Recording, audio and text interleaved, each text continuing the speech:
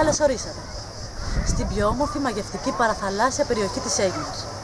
Εκεί που το καταπράσινο πεύκο θα συναντήσει το απέραντο γαλάζιο της θάλασσας, είναι η περιοχή της Αγίας Μαρίνας.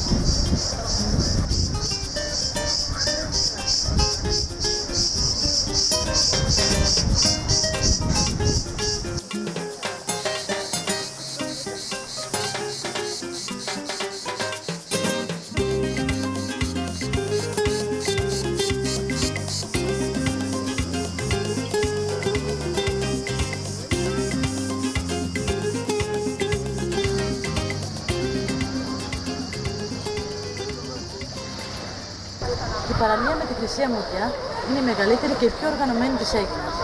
Ιδανική για ξένιαστες οικογενειακές στιγμές χαλάρωσης.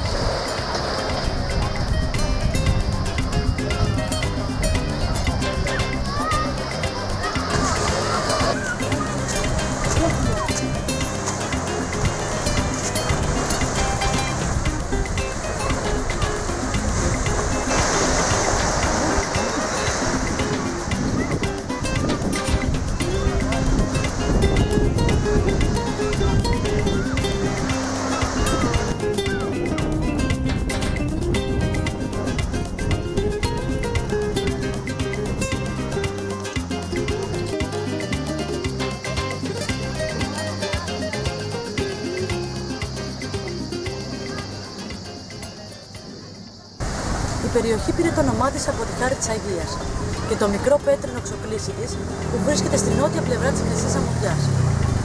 Κάθε χρόνο, στις 17 Ιουλίου, γίνεται μεγάλη πανήγυρη στη χάρη της και πολλοί πιστοί έρχονται να την προσκυνήσουν.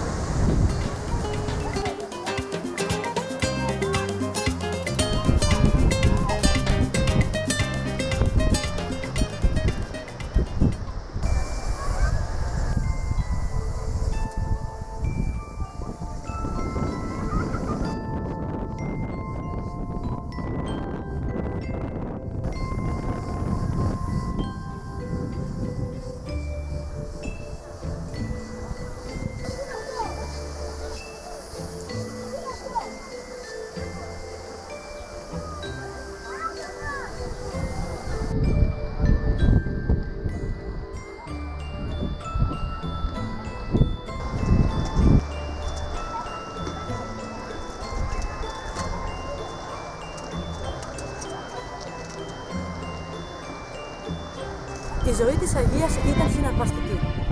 Ήταν μοναχοκόρη δολολάτρη ιερέα στην Αντιόχεια της Πισιδίας, γύρω στο 270 μετά Χριστό, και γνωρίζει την αλήθεια του Χριστού σε ηλικία 12 ετών, που θα χάσει τη μητέρα της. Θα μείνει ακλόνητη στην πίστη της, παρόλες τις προσπάθειες του πατέρα της, αλλά και του ηγεμόνα της περιοχής για να τη μεταπείσουν.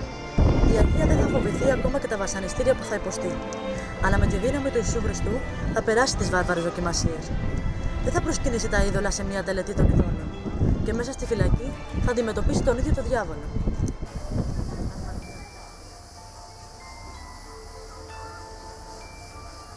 Δεν θα φοβηθεί ούτε την παρουσία του διαβόλου που της φανερώνεται με τη μορφή τέρατος, που στη συνέχεια μεταμορφώνεται σε ένα άγριο μαύρο σκυλί με 2 κέρατα. Η Αγία θα το αρπάξει από τα κέρατα και με ένα σίδερο θα το χτυπήσει αφήνοντάς το ανέστητο.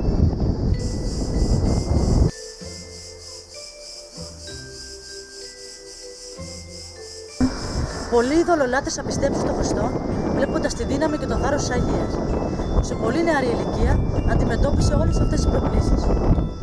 Τότε ο ηγεμόνας θα διατάξει τον αποκεφαλισμό της και ο Κύριος θα τη στεφανώσει με το αμάρατο τριπλό στεφάνι της αγνότητας, της ομολογίας και της θυσίας της, επιβεβαιώνοντας με την παρουσία της τη δύναμη του Ιησού Χριστού.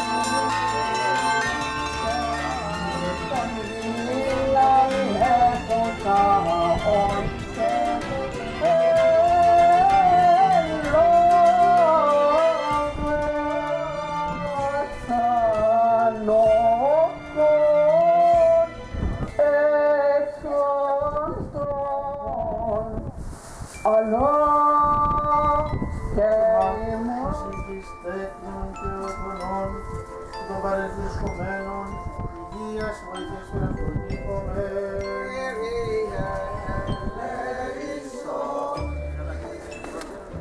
Άμυνα μας έκανα να